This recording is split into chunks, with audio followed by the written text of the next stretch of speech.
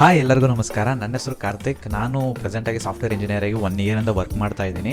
ನಾನು ಈ ವಿಡಿಯೋನಲ್ಲಿ ನಿಮಗೆ ತಿಳಿಸ್ಕೊಡೋದು ಏನು ಅಂತಂದರೆ, ಸ್ಟಾಕ್ ಮಾರ್ಕೆಟ್ನ ಬೇಸಿಕ್ಸ್ ಏನೇನಿದೆ ಅದನ್ನು ಕವರ್ ಮಾಡ್ತೀನಿ. ನಾನು 1 ಇಯರಿಂದ ಇನ್ವೆಸ್ಟ್ಮೆಂಟ್ ಮಾಡ್ತಾ ಇದ್ದೀನಿ ಸ್ಟಾಕ್ ಮಾರ್ಕೆಟ್ನಲ್ಲಿ. ನನಗೆ ಯಾವಾಗ ಸ್ಯಾಲ್ರಿ ಬರೋಕ್ಕೆ ಸ್ಟಾರ್ಟ್ ಆಯಿತು ಆವಾಗಿಂದ ಸ್ಟಾಕ್ ಮಾರ್ಕೆಟ್ ಅಂದರೆ ಏನು, ಹೇಗೆ ವರ್ಕ್ ಆಗುತ್ತೆ ಅಂತ ಬೇಸಿಕ್ಸು, ಮ್ಯೂಚುವಲ್ ಫಂಡ್ಸ್ ಅಂದ್ರೇನು, ಇಂಡೆಕ್ಸ್ ಫಂಡ್ಸ್ ಅಂದ್ರೇನು, ಪರ್ಟಿಕ್ಯುಲರ್ ಒಂದು ಸ್ಟಾಕ್ನ ಹೇಗೆ ತೊಗೊಳ್ಳೋದು, ಹೇಗೆ ಚೂಸ್ ಮಾಡೋದು, ಅದು ಹೇಗೆ ಗ್ರೋ ಆಗುತ್ತೆ, ನನಗೆ ಒಂದಿಷ್ಟು ನಾಲೆಡ್ಜ್ ಇಲ್ಲ. ನಾನು ಇಂಜಿನಿಯರಿಂಗ್ ಸ್ಟೂಡೆಂಟು. ಅದರಿಂದಾಗಿ ನನಗೆ ಸ್ಟಾಕ್ ಮಾರ್ಕೆಟ್ ಬಗ್ಗೆ ಒಂದಿಷ್ಟು ಐಡಿಯಾ ಇಲ್ಲ. ಈ ಫೈನಾನ್ಸ್ ಬಗ್ಗೆನೂ ಐಡಿಯಾ ಇಲ್ಲ, ಪರ್ಸನಲ್ ಫಿನಾನ್ಸ್ ಬಗ್ಗೆನೂ ಐಡಿಯಾ ಇಲ್ಲ. ನಾನು ಇದ್ರ ಬಗ್ಗೆ ಕಲ್ತ್ಕೊಳ್ಳೋಕೆ ಸ್ಟಾರ್ಟ್ ಮಾಡಿದಾಗ 1 ಇಯರಿಂದ ನಾನು ಕಲ್ತಿರೋ ವಿಷಯಗಳನ್ನು ನಿಮ್ಮ ಜೊತೆ ಶೇರ್ ಮಾಡ್ಕೊತೀನಿ. So it may save your 1 year of time period. ಅದರಿಂದಾಗಿ ಈ ವಿಡಿಯೋನ ಕಂಪ್ಲೀಟಾಗಿ ನೋಡಿದ್ರೆ ನಿಮ್ಮ ಒಂದು ಇನ್ವೆಸ್ಟ್ಮೆಂಟ್ ಜರ್ನಿನಲ್ಲಿ ನನ್ನ ಒಂದು ಪಾರ್ಟ್ ಕೂಡ ಇರುತ್ತೆ. ನಿಮಗೆ ಒಂದು ಬೇಸಿಕ್ಸ್ ಎಲ್ಲ ಗೊತ್ತಾದರೆ ನೀವು ಕೂಡ ನಿಮ್ಮ ಇನ್ವೆಸ್ಟ್ಮೆಂಟ್ ಜರ್ನಿನ ಸ್ಟಾರ್ಟ್ ಮಾಡ್ಬೋದು. ನೀವು ನಿಮ್ಮ ಇನ್ವೆಸ್ಟ್ಮೆಂಟ್ನ ಜರ್ನಿನ ಸ್ಟಾರ್ಟ್ ಮಾಡೋಕ್ಕೂ ಮುಂಚೆ 3 ವಿಷಯಗಳು ಇದೆಯಾ ಅಂತ ಫಸ್ಟು ನೋಡ್ಕೊಳ್ಳಿ. ಅದೇನು ಅಂತಂದರೆ, ಮೊದಲನೇದು ಬಂದು ಟರ್ಮ್ ಇನ್ಶೂರೆನ್ಸ್. ಈಗ ನಿಮ್ಮ ಫ್ಯಾಮಿಲಿ ನಿಮ್ಮ ಮೇಲೇ ಕಂಪ್ಲೀಟಾಗಿ ಡಿಪೆಂಡ್ ಆಗಿದೆ ಅಂತಂದರೆ, ಈಗ ಫಾರ್ ಎಕ್ಸಾಂಪಲ್ ನಿಮ್ಮ ಫ್ಯಾಮಿಲಿನ ನಿಮ್ಮ ಒಂದು ಸೋರ್ಸ್ ಆಫ್ ಇನ್ಕಮಿಂದನೇ ನೀವೇ ಮೇಂಟೈನ್ ಮಾಡ್ತಿದ್ದೀರಾ, ಫುಲ್ಲು ನಿಮ್ಮ ಮೇಲೆ ಡಿಪೆಂಡ್ ಆಗಿದೆ ಅಂತಂದರೆ ನಿಮಗೆ ಒಂದು ಟರ್ಮ್ ಇನ್ಶೂರೆನ್ಸ್ ತಗೊಳ್ತಕ್ಕಂಥದ್ದು ಒಳ್ಳೆಯದು. ಏನಿದು ಟರ್ಮ್ ಇನ್ಶೂರೆನ್ಸ್ ಅಂತಂದರೆ, ಫಸ್ಟ್ ಟೈಮ್ ಕೇಳ್ತಿದೆ ಅಂದರೆ ಬೇಸಿಕಾಗಿ ಹೇಳೋದಾದರೆ, ನಿಮಗೇನಾದರೂ ಆದರೆ, ನಿಮಗೇನಾದರೂ ಅನ್ಯಾಚುರಲ್ ಡೆತ್ ಆದರೆ ಅಂಥ ಟೈಮ್ನಲ್ಲಿ ನೀವು ಒಂದು ಪರ್ಟಿಕ್ಯುಲರ್ ಅಮೌಂಟ್ನ ನೀವು ಫಿಕ್ಸ್ ಮಾಡಿಕೊಂಡು ಮಂತ್ಲಿ ಇಷ್ಟು ಅಂತ ಪೇ ಮಾಡ್ತಾ ಹೋಗ್ಬೋದು. ನಾವು ಅರ್ಲಿ ಏಜ್ನಲ್ಲೇ ಟರ್ಮ್ ಇನ್ಶೂರೆನ್ಸ್ ತೊಗೊಂಡ್ರೆ, ಈಗ ನಾನು ಒಂದು 21 ಇಯರ್ಸ್ ಇದ್ದೀನಿ ಅಥವಾ 30 ಇಯರ್ಸ್ ಇದ್ದೀನಿ, ಒಂದು 40 ಇಯರ್ಸ್ ಒಳಗಡೆ ನೀವು ತೊಗೊಂಡ್ರೆ ನಿಮಗೆ ಇದು ಬಂದು ತುಂಬ ಕಡಿಮೆ ಪ್ರೈಸ್ಗೆ ಮಂತ್ಲಿ ಇನ್ಸ್ಟಾಲ್ಮೆಂಟ್ಸ್ನಲ್ಲಿ 1 crore 2 crore ಪ್ಯಾಕೇಜ್ ಎಲ್ಲ ತೊಗೋಬೋದು. ಇನ್ ಕೇಸ್ ಏನಾದ್ರು ಅನ್ಯಾಚುರಲ್ ಡೆತ್ ಆದರೆ ನೀವು ಇಯರ್ ಕೂಡ ಸೆಟ್ ಮಾಡ್ಕೋಬೋದು. ಒಂದು 40 ಇಯರ್ಸ್ 50 ಇಯರ್ಸ್ ತನಕ ನೀವು ಟರ್ಮ್ ಇನ್ಶೂರೆನ್ಸ್ ನಾನು ಮಾಡ್ಕೊತೀನಿ ಅಂತ ನೀವು ಸೆಟ್ ಮಾಡಿಕೊಂಡ್ರೆ, ಅಷ್ಟರೊಳಗಡೆ ನಿಮಗೇನಾದರೂ ಆದರೆ ಆ 1 crore ಪ್ಯಾಕೇಜ್ 2 crore ಪ್ಯಾಕೇಜ್ ನಿಮ್ಮ ಫ್ಯಾಮಿಲಿಗೆ ಬರುತ್ತೆ. ಸೊ ಅದನ್ನು ಇಟ್ಕೊಂಡು ಅವ್ರು ಸರ್ವೈವ್ ಆಗ್ಬೋದು. ಮೊದಲನೇ ವಿಷಯ ಇದು. ಎರಡನೇ ವಿಷಯ ಏನು ಅಂತಂದರೆ, ನಿಮಗೆ ಆಗಲಿ ಅಥವಾ ನಿಮ್ಮ ಪೇರೆಂಟ್ಸ್ಗೆ ಆಗಲಿ ಒಂದು ಏನಂತ ಹೇಳ್ಬೋದು, ಮೆಡಿಕಲ್ ಇನ್ಶೂರೆನ್ಸ್ ತುಂಬ ಇಂಪಾರ್ಟೆಂಟ್. ಮೆಡಿಕಲ್ ಇನ್ಶೂರೆನ್ಸ್ ಯಾಕೆ ಇಂಪಾರ್ಟೆಂಟ್ ಅಂತಂದರೆ, ನೀವು ಸ್ಟಾಕ್ ಮಾರ್ಕೆಟ್ನಲ್ಲಿ ಇನ್ವೆಸ್ಟ್ ಮಾಡೋಕ್ಕೆ ಸ್ಟಾರ್ಟ್ ಮಾಡಿಬಿಟ್ರೆ, ಈಗ ಇನ್ ಕೇಸ್ ಏನಾದರೂ ಸಡನ್ಲಿ ಹುಷಾರಿಲ್ದಂಗಾದರೆ ಅಮ್ಮಂಗೆ ಆಗಲಿ ಅಪ್ಪಂಗೆ ಆಗಲಿ ಅಥವಾ ನಮಗೇನೇ ಆಗಲಿ, ಅವಾಗ ನಾವು ಇನ್ವೆಸ್ಟ್ ಮಾಡಿರ್ತಕ್ಕಂಥ ಕಂಪ್ಲೀಟ್ ಮನಿನ ತೊಗೊಂಬಂದು ಹಾಸ್ಪಿಟಲ್ಗೆ ಹಾಕಬೇಕಾಗುತ್ತೆ. ಅದರಿಂದಾಗಿ ನಿಮಗೆ ಒಂದು ಹೆಲ್ತ್ ಇನ್ಶೂರೆನ್ಸ್ ಇದ್ದರೆ ತುಂಬಾ ಒಳ್ಳೆಯದು. ಅದನ್ನು ಕೂಡ ಮೇಂಟೈನ್ ಮಾಡ್ತಾ ಹೋದರೆ, ನನಗೇನಾದರೂ ಹುಷಾರಿಲ್ಲ ಅಂದ್ರೂ ಹೆಲ್ತ್ ಇನ್ಶೂರೆನ್ಸ್ ಇದೆ, ನನಗೇನಾದರೂ ಆದ್ರೂ ನನ್ನ ಫ್ಯಾಮಿಲಿ ನೋಡ್ಕೊಳಕ್ಕಿದ್ದಾರೆ, ಸೊ ನನ್ನ ಹತ್ರ ಇರೋ ಮನಿನ ನಾನು ಆರಾಮಾಗಿ ಇನ್ವೆಸ್ಟ್ ಮಾಡ್ಬೋದು ಅನ್ನೋ ಒಂದು ಮೈಂಡ್ಸೆಟ್ಗೆ ಬರ್ಬೋದು. ಮೂರನೇ ವಿಷಯ ಏನು ಅಂತಂದರೆ, ನಿಮ್ಮ ಸ್ಯಾಲ್ರಿ ಇದೆಯಲ್ಲ, ಇನ್ ಕೇಸ್ ಏನಾದ್ರೂ ಈ ಮಂತ್ ಸ್ಯಾಲ್ರಿ ಬರಲಿಲ್ಲ ಅಂದರೆ ನನ್ನ ಜೀವನ ನಡೆಸೋದೇ ಕಷ್ಟ ಅನ್ನೋ ಲೆವೆಲಲ್ಲಿ ನಾವು ಇರಬಾರ್ದು. ಈಗ ನಿಮ್ಮ ಸಾಲಗಳು ಏನಾದರೂ ಇದ್ದರೆ ಅದನ್ನು ಫಸ್ಟ್ ಕ್ಲಿಯರ್ ಮಾಡ್ಕೊಳ್ಳಿ. ಈಗ ಯಾಕಂದರೆ ಸಾಲನ ಇಟ್ಕೊಂಡು ನಾವೇನಾದ್ರು ಇನ್ವೆಸ್ಟ್ಮೆಂಟ್ಗೆ ನಾವು ಇಳಿದ್ರೆ ಏನಾಗುತ್ತೆ ಅಂತಂದರೆ, ನಮಗೆ ಇಲ್ಲಿ ಬಡ್ಡಿನ ಕಟ್ತಾ ಹೋಗ್ತಾ ಇರ್ತೀವಿ. ಇನ್ ಕೇಸ್ ಏನಾದ್ರು ಕಾರ್ EMI ಆಗಿರ್ಬೋದು, ಹೋಮ್ ಲೋನ್ ಆಗಿರ್ಬೋದು, ಯಾವುದಾದ್ರೂ EMIs, ಫೋನ್ EMI ಆಗಿರ್ಬೋದು, ಇದನ್ನ ಇಟ್ಕೊಂಡು ನಾವು ಕಟ್ತಾ ಹೋಗ್ತಾ ಇರ್ತೀವಿ, ಇಲ್ಲಿ ಬಡ್ಡಿನ ಕಟ್ತಾ ಇರ್ತೀವಿ. ಅಲ್ಲಿ ಸ್ಟಾಕ್ ಮಾರ್ಕೆಟಲ್ಲಿ ಇನ್ವೆಸ್ಟ್ ಮಾಡೋದ್ರಲ್ಲಿ ಏನೂ ಅರ್ಥನೇ ಇಲ್ಲ. ಅಲ್ಲಿನೂ ಕೂಡ ಸ್ವಲ್ಪ ಇಂಟ್ರೆಸ್ಟ್ ಅಂತ ಹೇಳಲ್ಲ, ಅದನ್ನು ಡಿವಿಡೆಂಡ್ ಅಂತ ಹೇಳ್ತಾರೆ. ಅಲ್ಲಿ ನಮಗೆ ಮನಿ ಬರ್ತಾ ಇರುತ್ತಲ್ಲ, ಅದು ಎಲ್ಲಿಗೂ ಸಾಕಾಗಲ್ಲ. ಆ ದುಡ್ಡೆಲ್ಲ ಇಲ್ಲಿ ಇಂಟ್ರೆಸ್ಟಾಗಿ ಕಟ್ತಾ ಹೋಗ್ತಾ ಇರ್ತೀವಿ. ಸೊ ನಿಮ್ಮ ಹತ್ರ ಏನಾದರೂ ಸಾಲ ಇದ್ದರೆ ಅದನ್ನು ಕಂಪ್ಲೀಟಾಗಿ ತೀರಿಸ್ಕೊಳ್ಳಿ. ಮತ್ತು ನಿಮ್ಮ ಒಂದು ಮಂತ್ಲಿ ಸ್ಯಾಲ್ರಿ ಇದೆಯಲ್ಲ, ಅದನ್ನು ಅಟ್ಲೀಸ್ಟ್ 3 to 4 months ಮಂತ್ಲಿ ಸ್ಯಾಲ್ರಿನ ಒಂದು ಲಿಕ್ವಿಡ್ ಅಮೌಂಟ್ ಆಗಿ ಇಟ್ಕೊಳ್ಳಿ. ಲಿಕ್ವಿಡ್ ಅಮೌಂಟ್ ಅಂತಂದರೆ, ನೀವು ಅದನ್ನು ಯಾವಾಗ ಬೇಕಾದ್ರೂ ಆಕ್ಸೆಸ್ ಮಾಡಿ ಯೂಸ್ ಮಾಡ್ಕೋಬೋದು. ಇನ್ ಕೇಸ್ ನಮ್ಮ ಜಾಬ್ ಹೋದ್ರೂ ನನ್ನ ಫ್ಯಾಮಿಲಿನ 4 months ನಾನು ರನ್ ಮಾಡ್ತೀನಿ ಆ ಅಮೌಂಟ್ನ ಇಟ್ಕೊಂಡು ಅನ್ನೋ ಲೆವೆಲ್ಗೆ ನೀವಿದ್ದರೆ, ಸೊ ನೀವು ಒಂದು ಫೈನಾನ್ಷಿಯಲಿ ಒಂದು ಒಳ್ಳೆ ಸ್ಟೇಬಲ್ ಆಗಿದ್ದರೆ ಇನ್ವೆಸ್ಟ್ಮೆಂಟಿಗೆ ನೀವು ಹೋಗೋದ್ರಲ್ಲಿ ಒಂದು ಅರ್ಥ ಇದೆ ಅಂತ ನೀವು ಅನ್ಕೋಬೋದು. ಈ 3 ವಿಷಯಗಳನ್ನ ನೀವು ಕವರ್ ಮಾಡಾದ್ಮೇಲೆ ನೀವು ಸ್ಟಾಕ್ ಮಾರ್ಕೆಟಿಗೆ ಬರ್ಬೋದು. ಈ ಸ್ಟಾಕ್ ಮಾರ್ಕೆಟ್ ಬಗ್ಗೆ ನಾನು ಡಿಸ್ಕಸ್ ಮಾಡುವಾಗ 3 ವಿಷಯಗಳ ಬಗ್ಗೆ ಇವತ್ತು ನಾನು ಮಾತಾಡ್ತೀನಿ. ಮೊದಲನೇದು, ಒಂದು ಸ್ಟಾಕ್ ಅಂದರೆ ಏನು, ಶೇರ್ ಮಾರ್ಕೆಟ್ ಅಂದರೆ ಏನು. ಅಂದರೆ ಸ್ಟಾಕ್ ಮಾರ್ಕೆಟ್, ಶೇರ್ ಮಾರ್ಕೆಟ್ ಎರಡೂ ಒಂದೇ. ನಾನು ಫಸ್ಟು ಲರ್ನ್ ಮಾಡ್ಕೊಳ್ಳೋಕೆ ಸ್ಟಾರ್ಟ್ ಮಾಡಿದಾಗ ನಾನು ಇವೆರಡು ಬೇರೆ ಟರ್ಮ್ಸ್ ಅಂತ ಅಂದ್ಕೊಂಡಿದ್ದೆ. ಎರಡೂ ಒಂದೇ. ಸ್ಟಾಕ್ ಮಾರ್ಕೆಟ್ ಅಂದ್ರೇನು, ಬೇಸಿಕಾಗಿ ಅದು ಹೆಂಗೆ ವರ್ಕ್ ಆಗುತ್ತೆ, ಮ್ಯೂಚುವಲ್ ಫಂಡ್ ಅಂದ್ರೇನು, ಇಂಡೆಕ್ಸ್ ಫಂಡ್ ಅಂದ್ರೇನು, ನಾನು ಈ 3 ವಿಷಯಗಳನ್ನ ಈ ವಿಡಿಯೋನಲ್ಲಿ ನಾನು ಮಾತಾಡ್ತೀನಿ. ಇದರಲ್ಲಿ ಇನ್ವೆಸ್ಟ್ ಮಾಡೋದು ಹೇಗೆ ಅನ್ನೋದನ್ನು ನಾನು ನೆಕ್ಸ್ಟ್ ವೀಡಿಯೋನಲ್ಲಿ ನಿಮ್ಗೆ ತಿಳಿಸ್ಕೊಡ್ತೀನಿ. ಮೊದಲಿಗೆ ಸ್ಟಾಕ್ ಮಾರ್ಕೆಟ್ ಅಂದರೆ ಏನು ಅಂತ ನಾವು ನೋಡಿದ್ರೆ, ನಮ್ಮ ಹತ್ರ ಒಂದು ABC ಪ್ರೈವೇಟ್ ಲಿಮಿಟೆಡ್ ಅಂತ ಒಂದು ಕಂಪ್ನಿ ಇದೆ ಅಂತ ಅಂದ್ಕೊಳ್ಳಿ. ಈಗ ನಾನೇ ಅದನ್ನು ಫಸ್ಟಿಗೆ ಕಂಪ್ನಿನ ಸ್ಟಾರ್ಟ್ ಮಾಡಬೇಕು ಅಂತ ಅಂದ್ಕೊಂಡಿದ್ದೀನಿ. ನಾನೊಂದು 10 ಜನ ನಾನು ಕಾಂಟ್ಯಾಕ್ಟ್ ಮಾಡ್ತೀನಿ ಅಂತ ಅಂದ್ಕೊಳ್ಳಿ. ನನಗೆ ಬೇಸಿಕಾಗಿ ನಾನು ಚಿಕ್ಕ ಅಮೌಂಟಲ್ಲಿ ಮಾತಾಡ್ತೀನಿ, ಅವಾಗ ನಮಗೆ ಕ್ಲಾರಿಫಿಕೇಷನ್ ಸಿಗುತ್ತೆ. ಈಗ ಸ್ಟಾರ್ಟಿಂಗ್ ನನಗೆ ಒಂದು 100 rupeesಲ್ಲಿ ನಮ್ಮ ಕಂಪ್ನಿನ ಸ್ಟಾರ್ಟ್ ಮಾಡಬೇಕಂದ್ರೆ, ನಾನು ಸ್ಟಾರ್ಟಿಂಗ್ನಲ್ಲಿ 10 ಜನನ ನಾನು ಇನ್ವೆಸ್ಟರ್ಸ್ನ ಹುಡುಕಿ ಅವ್ರ ಹತ್ರ 10 ರೂಪಾಯಿ ಇಸ್ಕೊತೀನಿ. ಅವಾಗ ನನಗೆ 100 rupees ನನಗೆ ನನಗೆ ಇನ್ವೆಸ್ಟ್ಮೆಂಟ್ ಸಿಕ್ತು. ಆ ಇನ್ವೆಸ್ಟ್ಮೆಂಟನ್ನು ಇಟ್ಕೊಂಡು ಕಂಪ್ನಿನ ಸ್ಟಾರ್ಟ್ ಮಾಡಿದೆ ಅಂತ ಅಂದ್ಕೊಳ್ಳಿ. ನಾನು ಸ್ಟಾರ್ಟಿಂಗ್ ಅದು ABC ಪ್ರೈವೇಟ್ ಲಿಮಿಟೆಡ್ ಅಂತ ಹೇಳ್ತಾರೆ. ಅಂದರೆ ಇದು ಪ್ರೈವೇಟ್, ಯಾವುದೇ ರೀತಿಯಾದ ಪಬ್ಲಿಕ್ ನಮಗೆ ಫಂಡ್ನ ಕೊಡ್ತಾ ಇಲ್ಲ, ಇನ್ವೆಸ್ಟ್ನ ಮಾಡ್ತಾ ಇಲ್ಲ, ಅದರಿಂದಾಗಿ ಪ್ರೈವೇಟ್ ಲಿಮಿಟೆಡ್ ಕಂಪ್ನಿ. ಅದಾದಮೇಲೆ ಏನು ಮಾಡ್ತೀವಿ ಅಂದರೆ ಕಂಪ್ನಿ ಗ್ರೋ ಆಗ್ತಾ ಆಗ್ತಾ ಆಗ್ತಾ ಆಗ್ತಾ ಈ 10 ರೂಪಾಯಿ ನಾನು ಇಸ್ಕೊಂಡಿದ್ನಲ್ಲ ಅದನ್ನೇನೆ ಏನಂತ ಕರೀತಾರೆ ಅಂತ ಫೇಸ್ ವ್ಯಾಲ್ಯೂ ಅಂತ ಕರೀತಾರೆ. ಈ ಫೇಸ್ ವ್ಯಾಲ್ಯೂ ಬಂದು ಈ 10 ರೂಪೀಸು. ಅದಾದಮೇಲೆ ಕಂಪ್ನಿ ಗ್ರೋ ಆಗ್ತಾ ಆಗ್ತಾ ಆಗ್ತಾ ಆಗ್ತಾ ಆಗ್ತಾ ಬೇರೆ ಬೇರೆ ಇನ್ವೆಸ್ಟರ್ಸ್ ಬರ್ತಾ ಹೋಗ್ತಾರೆ, ಪಬ್ಲಿಕ್ ಆಗಿ ಇನ್ವೆಸ್ಟ್ ಮಾಡ್ತಾ ಹೋಗ್ತಾರೆ.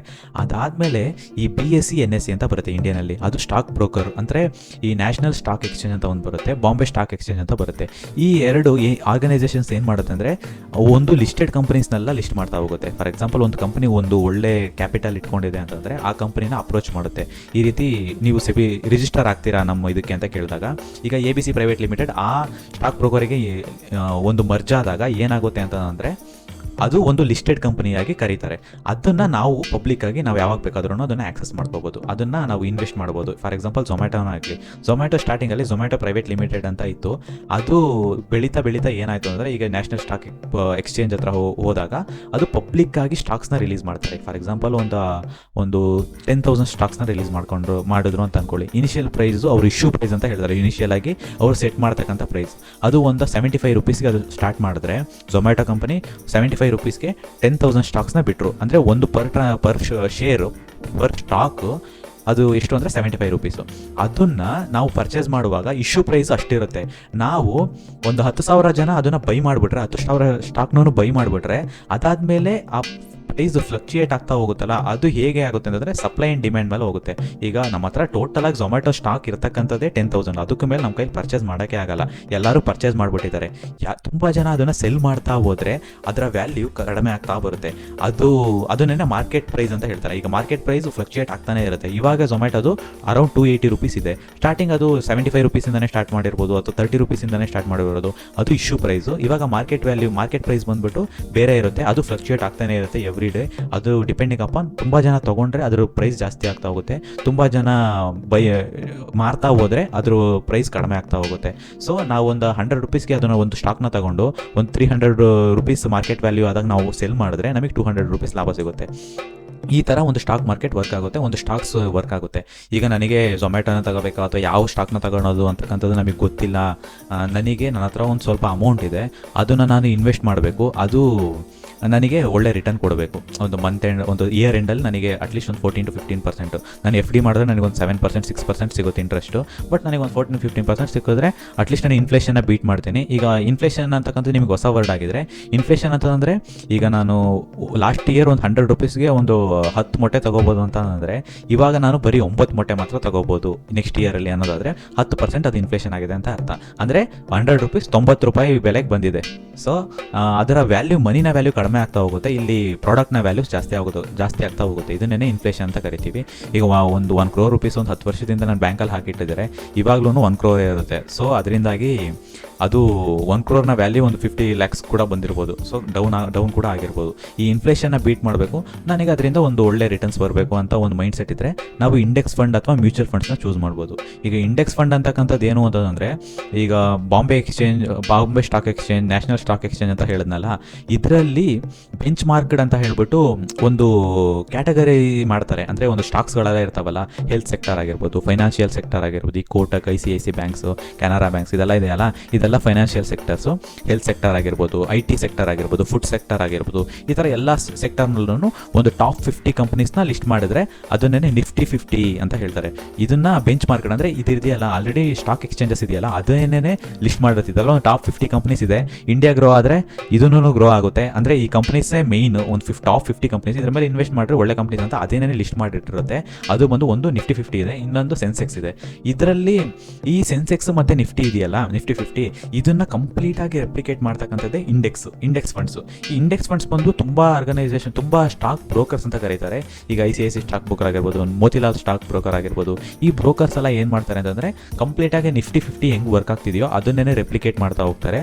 ಬಟ್ ಅವರು ನಿನ್ನ ದುಡ್ಡನ್ನ ನನಗೆ ಕೊಡು, ಒಂದು 10,000 ಆಯಿತಾ, ನಾನು ಮುಂದಿನ ವರ್ಷದಲ್ಲಿ ಒಂದು 11,000 ಮಾಡ್ಕೊಡ್ತೀನಿ ಅಥವಾ ಒಂದು 12,000 ಮಾಡ್ಕೊಡ್ತೀನಿ, ನನಗೆ ಒಂದಿಷ್ಟು ಫೀಸ್ ಕೊಡು, ಅದರಲ್ಲಿ ನನಗೆ ಒಂದು 1% ಕಮಿಷನ್ ಕೊಡು ಅಥವಾ 0.1% ಕಮಿಷನ್ ಕೊಡು ಅಂತ ಹೇಳ್ತಾರೆ. ಇದನ್ನು ಆ ಕಮಿಷನ್ ಇದೆಯಲ್ಲ ಅದನ್ನೇ ಎಕ್ಸ್ಪೆನ್ಸ್ ರೇಷಿಯೋ ಅಂತ ಹೇಳ್ತಾರೆ. ಈ ಎಕ್ಸ್ಪೆನ್ಸ್ ರೇಷಿಯೋ 2 ಫ್ಯಾಕ್ಟರ್ ಮೇಲೆ ಡಿಪೆಂಡ್ ಆಗುತ್ತೆ. ಒಂದು ಪ್ಯಾಸಿವ್ ಫಂಡ್ ಮ್ಯಾನೇಜರ್ ಮೇಲೆ ಡಿಪೆಂಡ್ ಆಗುತ್ತೆ, ಇನ್ನೊಂದು ಆ್ಯಕ್ಟಿವ್ ಫಂಡ್ ಮ್ಯಾನೇಜರ್ ಮೇಲೆ ಡಿಪೆಂಡ್ ಆಗುತ್ತೆ. ಈಗ ಪ್ಯಾಸಿವ್ ಫಂಡ್ ಮ್ಯಾನೇಜರ್ ಅಂತಂದರೆ ಈಗ ಟಾಪ್ 50 ಕಂಪ್ನಿ ಇದೆಯಲ್ಲ ನಿಫ್ಟಿನಲ್ಲಿ, ಅದರಲ್ಲಿ ಯಾವುದು ಬೆಟರಾಗಿ ಪರ್ಫಾರ್ಮ್ ಮಾಡುತ್ತೆ, ಯಾವುದು ಚೆನ್ನಾಗಿ ಪರ್ಫಾರ್ಮ್ ಮಾಡಲ್ಲ. ಈಗ ನನ್ನ ಹತ್ರ ಒಂದು 100 ರೂಪಾಯಿ ಕೊಟ್ಟೆ ಅಂತಂದರೆ ಅದರಲ್ಲಿ ಒಂದು 10% ಅಥವಾ 15% ಅಥವಾ ಒಂದು 40% ನಾನು ಒಂದು ಒಳ್ಳೆ ಸ್ಟಾಕಿಗೆ ತೊಗೊಂಡ್ಬಿಡ್ತೀನಿ. ರಿಲಯನ್ಸ್ ಒಳ್ಳೆ ಸ್ಟಾಕ್ ಇದೆ ನನ್ನ ಹತ್ರ, ಅದಕ್ಕೊಂದು 40% ಅಲೋಕೇಟ್ ಮಾಡ್ತೀನಿ. ಈಗ ಬೇರೆ ಕಂಪ್ನೀಸ್ ಇದೆ ಅದಕ್ಕೊಂದು 10% ಕೊಡ್ತೀನಿ. ಈ ಥರ ಅಲೋಕೇಶನ್ಸ್ ಇರ್ತಾವಲ್ಲ, ಇಷ್ಟಿಷ್ಟು ಪರ್ಸೆಂಟೇಜ್ ಅಲೋಕೇಶನ್ಸು, ಅದನ್ನು ಕಂಪ್ಲೀಟಾಗಿ ಪ್ರೋಗ್ರಾಮ್ ಮಾಡಿಬಿಟ್ಟಿರ್ತಾರೆ. ಅದನ್ನೇ ಪ್ಯಾಸಿವ್ ಫಂಡ್ ಮ್ಯಾನೇಜರ್ ಅಂತ ಹೇಳ್ತಾರೆ. ಯಾರೋ ಒಬ್ಬರು ಹೋಗ್ಬಿಟ್ಟು ಕಂಪ್ಲೀಟಾಗಿ ನನಗೆ ಇದಿದೆ ಬೇಕು, ಇದಿದೆ ಗ್ರೋ ಆಗ್ತಿದೆ ಅಂತ ಹೇಳ್ಬಿಟ್ಟು ಯಾರನ್ನೂ ಮ್ಯಾನೇಜ್ ಮಾಡಲ್ಲ. ಆಲ್ರೆಡಿ ಒಂದು ಪ್ರೋಗ್ರಾಮ್ ಮಾಡಿಬಿಟ್ಟಿರ್ತಾರೆ. ನೀವು ಹಾಕೋ ದುಡ್ಡು ಅದಕ್ಕೆ ಆಟೋಮೆಟಿಕ್ಕಾಗಿ ಅಲೋಕೇಶನ್ ಆಗಿಬಿಡುತ್ತೆ, ಅದರ ದುಡ್ಡು ನಿಮಗೆ ಬರ್ತಾ ಹೋಗುತ್ತೆ. ಅಂದರೆ ಅದು ರೈಸ್ ಆದರೆ ಇದನ್ನು ರೈಸ್ ಆಗ್ತಾ ಹೋಗುತ್ತೆ, ನಮ್ಮ ದುಡ್ಡು ಕೂಡ ರೈಸ್ ಆಗ್ತಾ ಹೋಗುತ್ತೆ ಆ ಕಂಪ್ನೀಸು. ಈ ಥರ ವರ್ಕ್ ಆಗುತ್ತೆ. ಇದು ಏನು ಪ್ಯಾಸಿವ್ ಫಂಡ್ ಮ್ಯಾನೇಜರು. ಈಗ ಆ್ಯಕ್ಟಿವ್ ಫಂಡ್ ಮ್ಯಾನೇಜರ್ ಏನು ಅಂತಂದರೆ ಒಬ್ಬ ಪರ್ಸನ್ನು ಡೈಲಿ ಮಾರ್ಕೆಟ್ನ ಅನಲೈಸ್ ಮಾಡ್ತಾನೆ ಇರ್ತಾರೆ. ಅವ್ರ ಕೆಲಸನೇ 9 to 30 ತನಕ ಕೂತ್ಕೊಂಡು ಯಾವ್ಯಾವ ಜಾಸ್ತಿ ಆಗ್ತಾಯಿದೆ, ಯಾವ್ದು ಕಡಿಮೆ ಆಗ್ತಾಯಿದೆ, ಯಾವ ಕಂಪ್ನಿ ಒಳ್ಳೆ ಪರ್ಫಾರ್ಮೆನ್ಸ್ ಇದೆ, ಇದನ್ನೆಲ್ಲ ಅನಾಲಿಸಿಸ್ ಮಾಡಿ ಆ್ಯಕ್ಟಿವ್ ಆಗಿ ಅನಾಲಿಸಿಸ್ ಮಾಡಿ ಅವರು ನಿಮ್ಮ ದುಡ್ಡನ್ನ ಅಲೋಕೇಟ್ ಮಾಡೋದ್ರಿಂದ ಅದರಿಂದಾಗಿ ಎಕ್ಸ್ಪೆನ್ಸ್ ರೇಷಿಯೋ ಸ್ವಲ್ಪ ಜಾಸ್ತಿನೇ ಡಿಮ್ಯಾಂಡ್ ಮಾಡ್ತಾರೆ ಆ್ಯಕ್ಟಿವ್ ಫಂಡ್ ಮ್ಯಾನೇಜರು. ಈಗ ಪ್ಯಾಸಿವ್ ಫಂಡ್ ಮ್ಯಾನೇಜರ್ ಬಂದುಬಿಟ್ಟು 0.1% ಅಲೋಕೇಶನ್ಸ್ನ ಒಂದು ಎಕ್ಸ್ಪೆನ್ಸ್ ರೇಷಿಯೋನ ಇಟ್ಟರೆ, ಇದು ಬಂದು ಆ್ಯಕ್ಟಿವ್ ಫಂಡ್ ಮ್ಯಾನೇಜರ್ ಬಂದು 1%, 2% ಅಷ್ಟಲ್ಲೇ ಇದನ್ನು ಎಕ್ಸ್ಪೆನ್ಸ್ ರೇಷಿಯೋಸ್ನ ಇಡ್ತಾರೆ. ಅದರಿಂದಾಗಿ ಅದು 1% ತಾನೇ ಕೊಡ್ಬೋದು ಅಂತ ನೀವು ಅನ್ಕೋಬೋದು. ಬಟ್ ಲಾಂಗ್ ರನ್ನಲ್ಲಿ ಒಂದು 10 year 20 year ನೀವು ಇನ್ವೆಸ್ಟ್ ಮಾಡ್ತೀರಾ ಅಂತಂದರೆ crores, lakhs and rupees expense ರೇಷಿಯೋಗೆ ಹೋಗ್ಬಿಡುತ್ತೆ. ನೀವು ಒಂದು 4,000, 5,000, 100 ರೂಪೀಸ್ನ ಇಟ್ಕೊಂಡು ನೀವು ಥಿಂಕ್ ಮಾಡಬೇಡಿ. ಒಂದು 1 crore, 5 crore, 10 crore ಇನ್ವೆಸ್ಟ್ಮೆಂಟ್ ನಿಮ್ದು ಆಯಿತು ಅಂತ ಅಂದ್ಕೊಳ್ಳಿ. ಎವ್ರಿ ಡೇ ನೀವು ಇನ್ವೆಸ್ಟ್ ಮಾಡ್ಕೊಂಡು ಹೋದಾಗ ಅವಾಗ ತುಂಬ ದುಡ್ಡು ಎಕ್ಸ್ಪೆನ್ಸ್ ರೇಷಿಯೋಗೆ ಹೋಗುತ್ತೆ. ಅದರಿಂದಾಗಿ ಈ ಇಂಡೆಕ್ಸ್ ಫಂಡ್ ಇದೆಯಲ್ಲ ಅದು ಆಲ್ಮೋಸ್ಟ್ ನಿಫ್ಟಿ 50ಗೆ ರೆಪ್ಲಿಕೇಟ್ ಮಾಡೋದ್ರಿಂದ ನೀವು ಆರಾಮಾಗಿ ಯಾವುದೇ ರೀತಿಯಾದ ಕಡಿಮೆ ಎಕ್ಸ್ಪೆನ್ಸ್ ರೇಷಿಯೋ ಕೊಡ್ತಕ್ಕಂಥ ಒಂದು ಬ್ರೋಕರ್ನ ಚೂಸ್ ಮಾಡಿಕೊಂಡು ನೀವು ಅದರಲ್ಲಿ ಇನ್ವೆಸ್ಟ್ ಮಾಡ್ತಾ ಹೋಗ್ಬೋದು. ಇದೇನು ಇಂಡೆಕ್ಸ್ ಫಂಡ್ ಆಯಿತು. ಮ್ಯೂಚುವಲ್ ಫಂಡ್ ಬಂದುಬಿಟ್ಟು ಆಲ್ಮೋಸ್ಟ್ ಆ್ಯಕ್ಟಿವ್ ಫಂಡ್ ಮ್ಯಾನೇಜರೇ ಇರ್ತಾರೆ. ಅದು ನಿಫ್ಟಿ 50ನೇ ಆಗಲಿ ಸೆನ್ಸೆಕ್ಸ್ನೇ ಆಗಲಿ ರೆಪ್ಲಿಕೇಟ್ ಮಾಡಲ್ಲ. ಅವರೇನೇ large cap, mid cap, small cap companies ಇರ್ತಾವಲ್ಲ. ಈಗ ನೀವು ಕೇಳ್ಬೋದು small cap, large cap, mid cap ಅಂದರೆ ಏನು ಅಂತ ಗೊತ್ತಿಲ್ಲ ಅಂತಂದರೆ, ಈಗ ಟಾಪ್ 100 ಕಂಪ್ನೀಸ್ ಇದೆಯಲ್ಲ ಇಂಡಿಯಾನಲ್ಲಿ ಅದನ್ನು ಲಾರ್ಜ್ ಕ್ಯಾಪ್ ಕಂಪ್ನೀಸ್ ಅಂತ ಹೇಳ್ತಾರೆ. ಅದಾದಮೇಲೆ 150 ಕಂಪ್ನೀಸ್ ಬರ್ತಾವಲ್ಲ ಅದನ್ನೆಲ್ಲ ಏನಂತ ಕರೀತಾರೆ ಅಂದರೆ ಮಿಡ್ ಕ್ಯಾಪ್ ಕಂಪ್ನೀಸ್ ಅಂತ ಕರೀತಾರೆ. ಅದಾದಮೇಲೆ ಬರ್ತಕ್ಕಂಥ ಕಂಪ್ನೀಸ್ ಎಲ್ಲ ಸ್ಮಾಲ್ ಕ್ಯಾಪ್ ಕಂಪ್ನೀಸ್. ಇದರಲ್ಲಿ ಬಂದು ಅವರಿಗೆ ಬೇಕಾಗಿರ್ತಕ್ಕಂಥ ಈ ಮ್ಯೂಚುವಲ್ ಫಂಡ್ಸಲ್ಲಿ ಏನು ಮಾಡ್ತಾರೆ ಅಂದರೆ ಅವರೇನೇ ಸ್ಟಾಕ್ ಇವ್ರು ಇರ್ತಾರಲ್ಲ, ಫಂಡ್ ಮ್ಯಾನೇಜರ್ ಇರ್ತಾರಲ್ಲ, ಅವರೇನೇ ಚೂಸ್ ಮಾಡ್ತಾ ಹೋಗ್ತಾರೆ ಸ್ಟಾಕ್ಸ್ನೆಲ್ಲ. ಇದು ಚೆನ್ನಾಗಿದೆ, ಇದು ಚೆನ್ನಾಗಿ ಪರ್ಫಾರ್ಮ್ ಮಾಡುತ್ತೆ, ಈ ಥರ ಅವರೇನೆ ನೀಟಾಗಿ ಮಾರ್ಕೆಟ್ ಅನಾಲಿಸಿಸ್ ಮಾಡಿ ಮ್ಯಾಥಮೆಟಿಕ್ಸ್ ಎಲ್ಲ ಕ್ಯಾಲ್ಕುಲೇಷನ್ಸ್ ಎಲ್ಲ ಮಾಡಿ ಅವ್ರು ಏನು ಮಾಡ್ತಾರೆ ಅಂದರೆ ಚೂಸ್ ಮಾಡ್ತಾರೆ. ಸ್ಟಾಕ್ಸ್ನೆಲ್ಲ ಚೂಸ್ ಮಾಡಿಬಿಟ್ಟು ಒಂದು ಸ್ಟಾಕ್ಸ್ನೆಲ್ಲ ಲಿಸ್ಟ್ ಮಾಡಿ ನೀವು ಕೊಡ್ತಕ್ಕಂಥ ಅಮೌಂಟ್ನ ನನಗೆ ಕೊಡ್ರಿ, ನಿಮಗೆ ಇದು ನಿಫ್ಟಿ 50 ಎಲ್ಲ ಆಲ್ಮೋಸ್ಟು ನೀವು ತೊಗೊಂಡ್ರೆ 1 yearಗೆ 12%, 13%, 15% ಇಷ್ಟೇ ಇರುತ್ತೆ ರಿಟರ್ನ್ಸು. ಬಟ್ ಈ ಮ್ಯೂಚುವಲ್ ಫಂಡ್ಸ್, ಒಳ್ಳೊಳ್ಳೆ ಮ್ಯೂಚುವಲ್ ಫಂಡ್ಸ್ನ ನೀವು ತೊಗೊಳ್ತಾ ಹೋದರೆ ಒಂದು 60%, 50% ಎಲ್ಲ ಕೊಟ್ಬಿಟ್ಟಿರುತ್ತೆ. ಅದೆಲ್ಲ ಮ್ಯಾಕ್ಸಿಮಮ್ ರಿಟರ್ನ್ಸು. ಸೊ ಅಷ್ಟೆಲ್ಲ ಕೊಡೋಕ್ಕೆ ಏನು ಕಾರಣ ಅಂತಂದರೆ ಈ ಫಂಡ್ ಮ್ಯಾನೇಜರ್ ನೀಟಾಗಿ ಮಾರ್ಕೆಟ್ ಅನಾಲಿಸಿಸ್ ಮಾಡಿ ನಿಮ್ಮ ದುಡ್ಡನ್ನ ಎವ್ರಿ ಡೇ ಆ್ಯಕ್ಟಿವ್ ಆಗಿ ನೀವು ಅದನ್ನು ಅಲೋಕೇಶನ್ಸ್ ಮಾಡೋದ್ರಿಂದಾಗಿ ಅವರು ನಿಮಗೆ ಇಷ್ಟು ರಿಟರ್ನ್ಸ್ ಬರುತ್ತೆ. ಒಂದು ಅದಾದಮೇಲೆ ನಿಮಗೆ ತುಂಬ ಎಕ್ಸ್ಪೆನ್ಸ್ ರೇಷಿಯೋನ ಅವ್ರು ತುಂಬ ತೊಗೊಳ್ತಾ ಹೋಗ್ತಾರೆ. ಇದೇನೇ ಮ್ಯೂಚುವಲ್ ಫಂಡ್ ವರ್ಕ್ ಆಗ್ತಕ್ಕಂಥದ್ದು. ನೀವು ಇನ್ವೆಸ್ಟ್ ಮಾಡುವಾಗ 2 types ಆಫ್ ಆಪ್ಷನ್ಸ್ನ ನೀವು ನೋಡ್ಬೋದು. ಒಂದು SIP ಅಂತ ಇರುತ್ತೆ, ಸಿಸ್ಟಮ್ಯಾಟಿಕ್ ಇನ್ವೆಸ್ಟ್ಮೆಂಟ್ ಪ್ಲಾನ್ ಅಂತ. ಇನ್ನೊಂದು ಬಂದುಬಿಟ್ಟು ಲಂಪ್ಸಮ್ ಇನ್ವೆಸ್ಟ್ಮೆಂಟ್ ಪ್ಲಾನ್.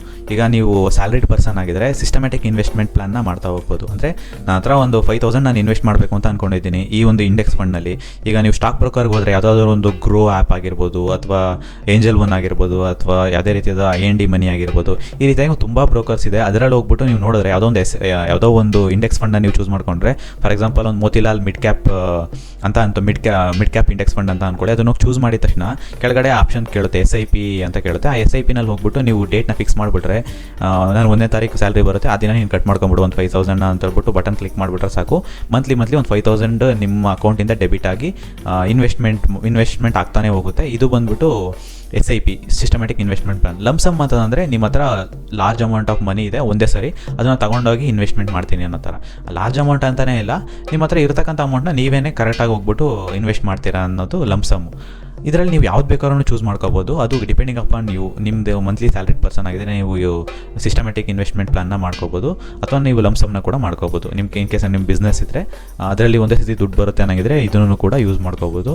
ನಾನು ಸ್ಯಾಲ್ರಿಡ್ ಪರ್ಸನ್ ಆಗಿದ್ರು ನಾನು ಲಂಸಮ್ ಆಗೇ ಇನ್ವೆಸ್ಟ್ ಮಾಡ್ತಕ್ಕಂಥದ್ದು. ನಾನು ಎವ್ರಿ ಮಂತ್ ಅನಾಲಿಸಿಸ್ ಮಾಡ್ತಾ ಇರ್ತೀನಿ ಯಾವುದಕ್ಕೆ ಹಾಕೋಣ ಅಂತ. ಅದರಿಂದಾಗಿ ನಾನು ಯಾವುದಕ್ಕೂ SIP ಮಾಡಿ ಬಿಟ್ಟಿಲ್ಲ. ಸೊ ಇವತ್ತು ಹೇಳ್ದಾಗ ಹೊರಟಿದ್ದ ವಿಷಯ ಇಷ್ಟೇ. ನಾನು ಆಲ್ಮೋಸ್ಟ್ ಸ್ಟಾಕ್ ಮಾರ್ಕೆಟ್ ಅಂದ್ರೇನು, ಮ್ಯೂಚುವಲ್ ಫಂಡ್ಸ್ ಅಂದ್ರೇನು, ಇಂಡೆಕ್ಸ್ ಫಂಡ್ಸ್ ಅಂದ್ರೇನು ಇದನ್ನೆಲ್ಲ ಆಲ್ಮೋಸ್ಟ್ ಕವರ್ ಮಾಡಿದ್ದೀನಿ.